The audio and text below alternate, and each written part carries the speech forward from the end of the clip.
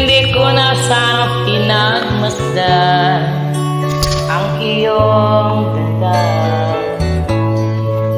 at hindi na rin pinansin pa bawat ngiti mong may gayuma.